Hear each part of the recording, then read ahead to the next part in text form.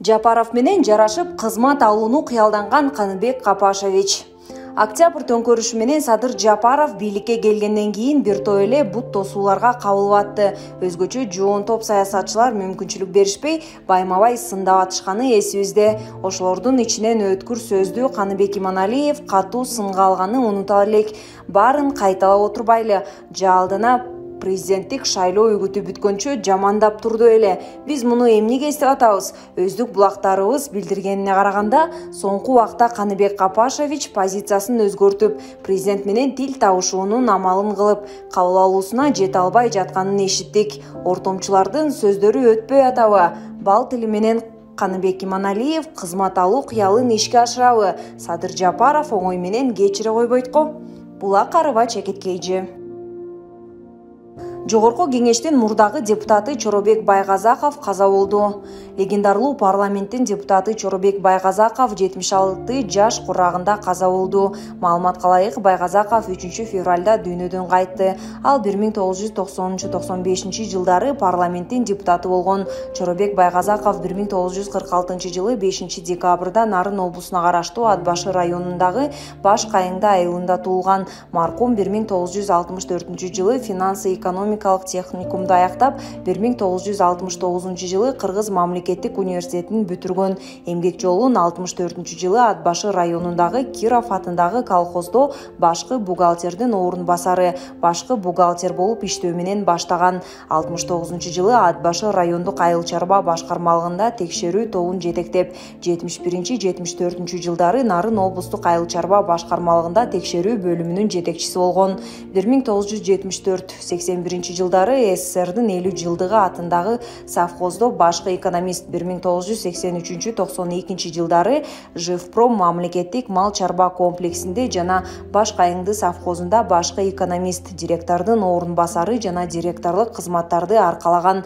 92-95 жылдары Атбашы райондук мамлекеттик администрация башчысы аким болуп иштеп, 1995-2000 жылдары Атбашы Токой чарбасынын директору, Атбашы райондук кеңешинин төрагасынын орун басары жана жооптуу катчысы болгон. Чоробек Байгазаков бир канча жолу айылдык жана райондук кеңештердин депутаты, 1990 жылы жогорку кеңештин депутаты болуп шайланган. Кыргыз Республикасынын ардак грамотасы менен сыйланып, Кыргыз Республикасынын муниципалдык кызматынын мыктысы төш белгисин алган. Булак Говори Чекиттеви. Казакстан Жаңы-Өзөн шаарында 2 суткадан бери митинг өтүүдө. Жаңы-Өзөн шаарынын жүздөгөн ашык жашоочусу акимчиликтин алдынан чогулуп жумуш берүүнү талап кылууда. Алар бул жерде соңку 2 суткадан бери турушат. Бул тууралуу Азаттыктын казак кызматы жазды. Нааразычылыкка чыккандар президент Токаевка кайрылуу жолдошуп, жергиликтүү бийликке ынанбай турушканын, 2020 жылы түзүлгөн ишке орноштуруу тизме схемасы адилетсиз ишке ашып жатканын айтышты. Бардык жумушсуз жарандарды мунай-газ тармагындагы келечектүү жана туруктуу жумушка орноштурууну талап кылабыз дешти митингге чыккандар.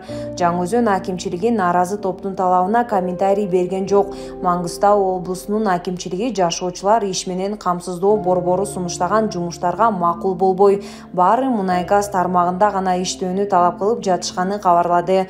Түшүндүрүү иштери уланат деп айтылат билдирүүдө. Жаңы-Өзөндө жумушсуздук курч маселелердин бири. Татыктуу менен камсыздоону талап кылган митингдер байма-бай өтүп турат. Шаарда 106 000 киши жашайт.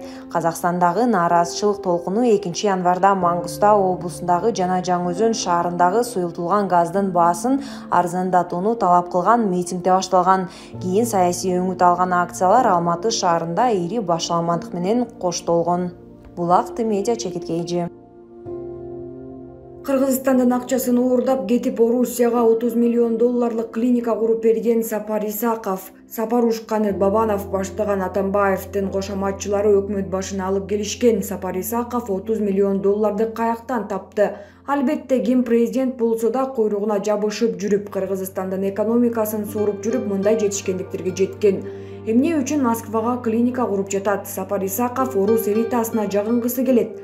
Ал студенттик скамейкадан өйдө болоор менен ал кездеги тышкы иштер министри Аликбек Жекшенкулов жердештикке салып колдоо көрсөтүп, тиимге кызматка алган. Анын атасы ошол кездеги президент менен бирге иштешкендиктен Жумакадыр Аксакал жуда тааныштыкка салып, тез эле Царинин маалыматына тескеп алат. Аны кызматынан колдоп өйдө көтөргөн Аликбек Жекшенкуловдун башына иш түшкөндө түкүрүп да койгон эмес, тескерисинче мыйыгынан күлүп, таскагын уланта берген.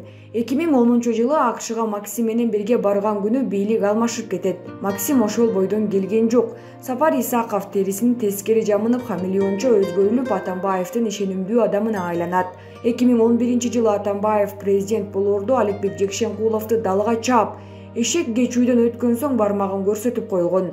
Аликбек Жекшенкулов Атамбаевге жүгүнүп барган жок, ал эми Сапар Исаков бүгүлүп жүрүп тетисти кайсап, өкмөт башчысына чейин жетти.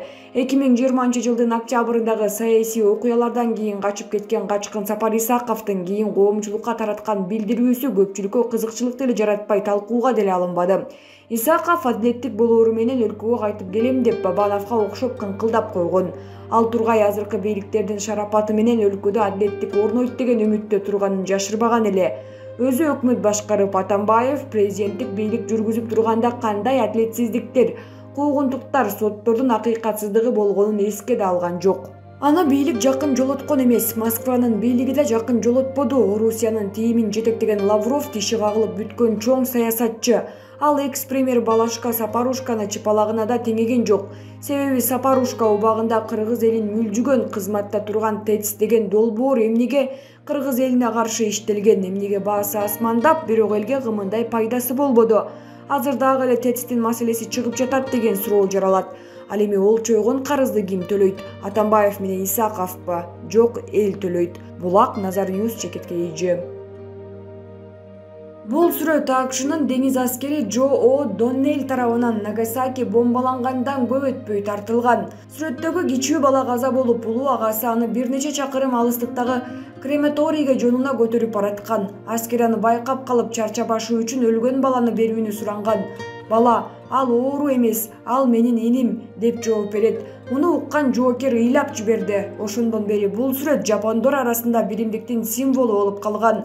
Бул баланын сөзү жашообуздун принцибине айланышын каалайм. Ал оор эмес, ал менин иним. Бул бала бүгүн ар бир "мен кыргызмын" деген адам үчүн сабак болушу керек деп ойлойм.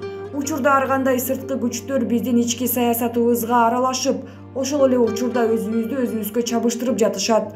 Ар кандай акча үчүн мамлекеттин келечегин сатпай, биригип учурдагы бийлик башчыларына колубуздан келген жардамыбызды берип, колуна кол, бутуна бут болуп, мамлекетибиздин келечеги үчүн ойлонуп кадамдарды жасай турган убакыт келди деп ойлоймун. Кыргыз дин аалымдары